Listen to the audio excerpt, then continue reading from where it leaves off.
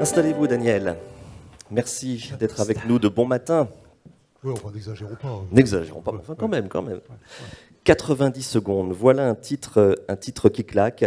Avec ce nouveau titre, Daniel Picouli, vous nous emmenez à la Martinique, à Saint-Pierre précisément. Nous sommes le 8 mai 1902. On va parler de la montagne Pelée. La montagne Pelée elle-même va nous parler. Et en 90 secondes, 30 000 morts. C'est un événement qui fait partie de notre mémoire collective. En échangeant l'autre jour, on disait que c'était un peu comme le Titanic. Il y a des moments clés comme ça dans l'histoire de l'humanité qui comptent. Mais vous, cet événement a une saveur toute particulière dans votre vie familiale. Et c'est pour ça que vous aviez envie d'offrir ce roman. Quel est ce lien avec la montagne Pelée? Alors, si la montagne Pelée n'avait pas explosé, ou si mon grand-père était allé à Saint-Pierre, je ne serais pas là devant vous ce matin, ce serait dommage. Hein. Ce serait dommage. C'est-à-dire que dans le crime de l'Iguane, je raconte comment mon grand-père, parce que ce livre est né d'un chagrin. Le chagrin d'un enfant. Un enfant qui, ce 8 mai 1902, veut aller voir le Bélem à Saint-Pierre. C'est le plus beau des trois mâts, on a 10 ans, on veut voir le plus beau des trois mâts. Il résiste à cette envie-là parce qu'il a un iguane qui lui a signifié qu'il allait se passer quelque chose de terrible, un malheur. Et cet enfant y croit, comme les enfants peuvent croire au malheur, comme ils ont cette intuition du malheur, que les adultes parfois perdent. Je ne sais pas si vous êtes arrivé, mais moi, un jour dans un aéroport, j'allais prendre l'avion, et il y a un enfant qui a eu un chagrin, une colère comme ça. Il est là, et vous avez le sentiment, très étrangement, qu'il a senti quelque chose que vous ne sentez pas. Et vous avez peur. Vous prenez l'avion et vous avez un peu peur, parce qu'à ce moment-là, vous y croyez. Et c'est ce chagrin-là qui va faire que ma grand-mère, mon arrière-grand-mère va croire à cet enfant et ne va pas prendre cette dernière navette qui va aller vers Saint-Pierre et qui va faire 200 ou 300 morts de plus. Donc, en quelque sorte, curieusement, je suis né le 8 mai 1902, puisque en n'allant pas à Saint-Pierre, toute la lignée a fait que je suis devant vous aujourd'hui, ce matin. Et ce livre est né de ce chagrin et en même temps d'une espèce de doute d'adulte. Parce que quand j'ai écrit Le crime de l'Iguane, quelqu'un m'a dit « Mais une montagne, ça parle pas. Ça parle pas, une montagne. » Et j'ai regardé dans ses yeux cette espèce de trouble, de doute, cette peur presque. Et si la montagne parlait? Et si elle racontait? Et si c'était elle qui détenait les choses que les autres ne savent pas? Si c'était par exemple un témoin gênant? Donc je me suis dit, je crois qu'il faut qu'elle parle et c'est pour ça que c'est elle qui va vous raconter cette histoire-là. Alors bien sûr, comme tu l'as dit, c'est un Titanic. Qu'est-ce que c'est un Titanic? Ça veut dire que vous connaissez la fin de l'histoire. Vous savez que ça va très très mal se terminer pour 30 000 personnes, ils vont mourir. Et moi, tout mon travail, j'allais dire, c'est de mettre une tension telle que je vais satisfaire un désir de miracle qu'on a tous. On a tous un désir de miracle face à la catastrophe. On a envie que quelqu'un s'en tire. Dans le Titanic, c'est un couple d'amoureux. Et dans ce roman, c'est un couple d'amoureux. Est-ce qu'il va s'en tirer? Je vais quand même, pas comme on dit aujourd'hui, vous gâcher la fin, et vous le saurez. Mais il n'empêche que je veux que tout au long de ce livre, tout au long de cette succession de désastres, vous ayez cette envie qui est peut-être celle aussi d'un enfant, qu'il y ait un miracle. Vous savez que dans les catastrophes, parfois, tremblement de terre, explosion, on retrouve sur une petite étagère 2 tasses blanches. Et ces 2 tasses blanches, au milieu de ce désastre, nous font croire à la possibilité du miracle. Et ce couple, pour moi, c'est mes 2 petites tasses blanches. On verra si elles se brisent à la fin. Donc vous avez toute une histoire qui, bien sûr... Alors, on va parler de la construction aussi. Hein, on va parler de la construction. Tu as raison de m'interrompre parce que sinon j'ai vraiment... Ben voilà, je sais, c'est que moi je regarde la montre en même temps, Daniel, vous savez.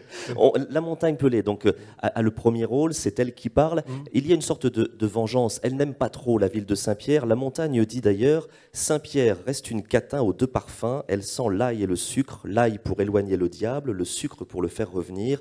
Saint-Pierre est surtout une fille du port, les jambes ouvertes à tous les embruns. Rien n'entre ici ou n'en sort sans lui payer son écho. En droit de quai, Saint-Pierre fait tapiner son port, une sacrée gagneuse. Et il y aura des petites piques comme ça pendant tout le livre, où la montagne essaye de se justifier. Oui, parce que Saint-Pierre, en elle-même, la ville, est une obscénité. C'est-à-dire que c'est la plus belle ville des Caraïbes. Et c'est en même temps la ville dans laquelle le rapport entre le noir et le blanc est le plus exacerbé. Hein. Donc on aime beaucoup quand il y a des catastrophes. Et depuis le tremblement de terre de Lisbonne, 1755, voilà, toute la controverse Voltaire-Rousseau, on a toujours envie qu'une ville comme ça, ce soit la nouvelle Sodome. Et qu'elle soit punie. Elle soit punie par des espèces d'instances divines qui font que quelque chose va remettre de l'ordre dans ce chaos-là. Parce que Saint-Pierre est la plus belle ville des Caraïbes. Ce qu'on va détruire, c'est une merveille absolue. C'est une ville qui est d'une prétention phénoménale et qui a de ces espèces de petites prétentions. Saint-Pierre, on aime dire, c'est le petit Paris, c'est le Venise des Antilles. Et elle est très fière parce qu'elle a plus de salles de bain que Paris par rapport au nombre d'habitants. Elle a ces petites... vous voyez, la distinction, c'est dans ces détails, comme le diable. Vous voyez, il est là. Et Saint-Pierre est de cet ordre-là, c'est-à-dire qu'il y a des tensions raciales extraordinaires. Donc moi, tout ce que je vais vous dire là est de l'ordre du propos, de ce que j'ai envie de faire. Et bien, tout ça est porté par des histoires, par des personnages, par un roman, par une tension. Là, c'est un petit peu... je suis devant, vous savez, ces jours de bac. J'ai un grand jury, c'est vous. Et je vous dis un peu mon propos, et après, je vais vous donner la copie. Mais là, on est là aujourd'hui, et bien évidemment, comme je ne veux pas vous raconter l'histoire et vous allez la découvrir, je suis dans les intentions que j'ai eues.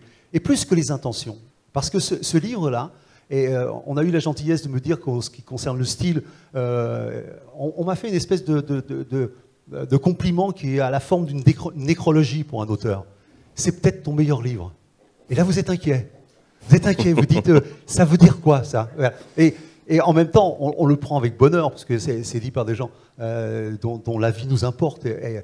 Mais en même temps, on se dit, qu'est-ce qui a fait que ça a pu être ça? Oui, parce que vous avez 30 000 morts qui sont là, et vous avez des devoirs à leur égard. Vous devez leur faire une belle mort.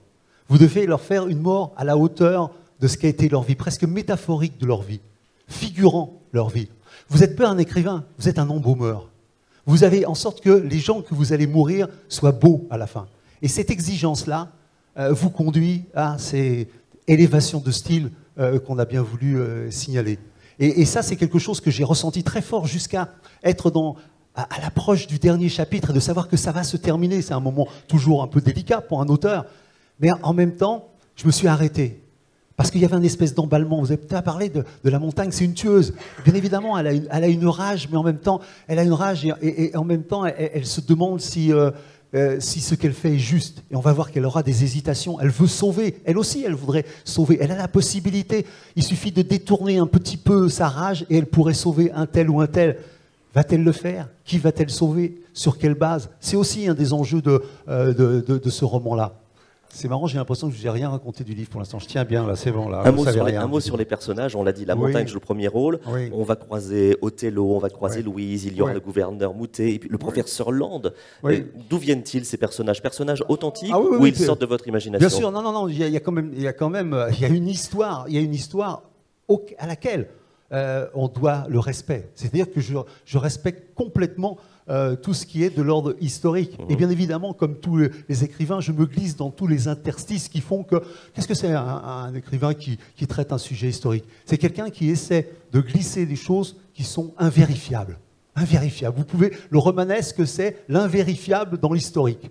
Et là, il y a des personnages qui, Othello et Louise, sont... ceux qui portent, j'ai dit, cet espoir, ce désir de miracle, mais ils sont accompagnés de tout un tas de personnages historiques, parce que la situation de Saint-Pierre, c'est quoi? Qu'est-ce que ça a de singulier? Depuis 3 semaines, la montagne prévient qu'elle va tuer. Elle envoie de la cendre, Saint-Pierre est couvert de cendre. Pendant 3 semaines, pourquoi les gens ne partent pas? C'est le grand mystère de ce livre. C'est un mystère qui nous interpelle tous. Pourquoi, face à la nature qui, de toute évidence, va nous massacrer, pourquoi on ne fuit pas? Pourquoi on n'a pas le courage de fuir? Et il y a dans ce livre une seule personne qui a le courage de fuir, c'est le commandant d'un navire, c'est l'Orsolina, vous allez voir ça. Ce type, il est italien, il a été nourri au Vésuve, enfant. Et quand il voit ce qui se passe à Saint-Pierre, lui a le courage de fuir. Et il part, le bateau part, alors qu'il devait rester à quai, alors que des gens voulaient embarquer. Et vous allez voir des personnages très importants et des personnages historiques, comme Madame Prentice et ses enfants, qui vont au quai, le bateau est parti. Ces deux-là, ces trois-là vont mourir. Vont mourir parce que cet homme-là a eu le courage de fuir. Et c'est tout un tas de destins de ce type-là. Et Madame Prentice, elle incarne aussi ce que tous les parents ont comme frayeur face à la catastrophe. Vous êtes là, vos 2 enfants sont dans la chambre. Qu'est-ce que vous faites? Vous savez que c'est fini. Vous savez que dans 2 minutes, dans 3 minutes, tout le monde va être mort. Qu'est-ce que vous faites de vos enfants? Comment vous leur faites une mort belle? Comment vous épargnez le drame, l'effroyable drame?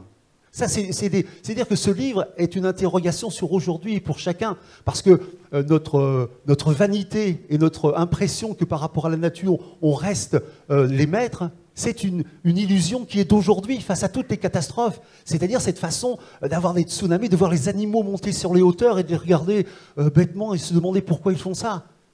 Parce qu'ils t'envoient un message, suis-moi, et on ne le fait pas. Donc c'est de cet ordre-là qui est ce livre aussi. Il est fondamentalement d'aujourd'hui. Saint-Pierre a été choisi pour incarner un drame universel qui doit nous donner des informations aujourd'hui et nous interroger, et nous faire peur. Avoir le courage d'avoir peur. Et c'est ce que dit aussi ce livre. Alors bien évidemment... c'est un roman sur la vanité humaine aussi, parce que d'hier ou d'aujourd'hui, là, à Saint-Pierre, il y a des élections qui se préparent. Vous l'avez dit, c'est la petite perle des Antilles. C'est une ville qui se hausse du col face à sa petite sœur Fort-de-France. Mais là-dessus, l'homme n'a pas changé. La vanité est toujours là. Et c'est aussi pour ça, peut-être, qu'on ne voit pas les éléments naturels nous avertir. Oui, et puis parce qu'il y a des intérêts différents. Effectivement, ce qui complique, c'est que Saint-Pierre, il y a des élections. Donc, on doit absolument élire un député à cette époque-là. Et on se dit, il ne faut pas évacuer la ville, parce que si on évacue la ville, les Blancs vont partir, parce qu'ils savent où aller, et les Noirs vont rester. Donc les Noirs vont gagner les élections. C'est aussi stupide que ça. Et c'est la réalité de ce qui va se passer. Et puis, il y a aussi l'ignorance. L'ignorance scientifique. Il y a quelqu'un qui incarne le contraire de l'ignorance scientifique, c'est un professeur, vous allez voir, c'est un type énamouré, il connaît la montagne, un personnage historique par cœur. Et il l'a tellement calculé, il l'a tellement étudié, et sa maison est toute proche, il sait à quelques centimètres près où va passer la coulée. Et il se trompe de quelques centimètres. Et la vie, dans ces situations-là, est à quelques centimètres. Et il va mourir de cette certitude qu'il a de connaître la montagne. Je vous vois regarder votre montre, il faut m'arrêter, moi. C'est ce que je suis en train de faire aussi, Daniel. Pas... Juste un petit mot. Je voudrais quand même... Je voudrais, parce que non, mais pourquoi je dis ça? Parce que je suis là-bas. Il y a une théâtralité qu'il faut essayer d'imaginer. Il y a la pression là-bas. La pression, on est derrière, il y a des auteurs qui attendent, il y a des promos, il y a de superbes. Alors je reprends la parole, Daniel. Vas-y. Juste, parmi les personnages, un petit mot. Il me semble que les femmes sont plus lucides que les hommes dans votre histoire. Ça, c'est. Il y a une espèce d'évidence matinale, là. Tout le monde en a conscience. Mais il y a dans cette. Non, il y a la sauvegarde. C'est-à-dire que les femmes, j'ai vu, je l'ai dit, c'est la plupart des femmes qui sont des mères. Et elles ont un rapport avec leurs enfants qui est, bien évidemment, qu'est-ce qui va se passer pour eux. Elles sont protectrices. Elles ont effectivement cette intuition du drame. Parce que ça palpite devant eux, c'est les gosses qui sont là. Mais en même temps, il y a d'autres intuitions dans ce livre. Mais fondamentalement, moi, ce que j'aimerais quand vous allez lire ce livre, c'est que jusqu'à la fin, vous ayez en vous ce désir de miracle, que vous y croyez très fort. Et parce qu'en fin de compte, dans le désir de miracle, ce qu'il y a fondamentalement, c'est le désir de survivre pour chacun. C'est d'être peut-être l'élu de la raison ou l'élu du hasard qui va survivre à la catastrophe. On a tous envie de ça. Et ce livre, sous la forme romanesque, baroque, et qui est bien plus pleine de chair que l'exposé programmatique que je suis en train de faire devant vous, vous verrez, j'espère que ça vous produira cet effet-là.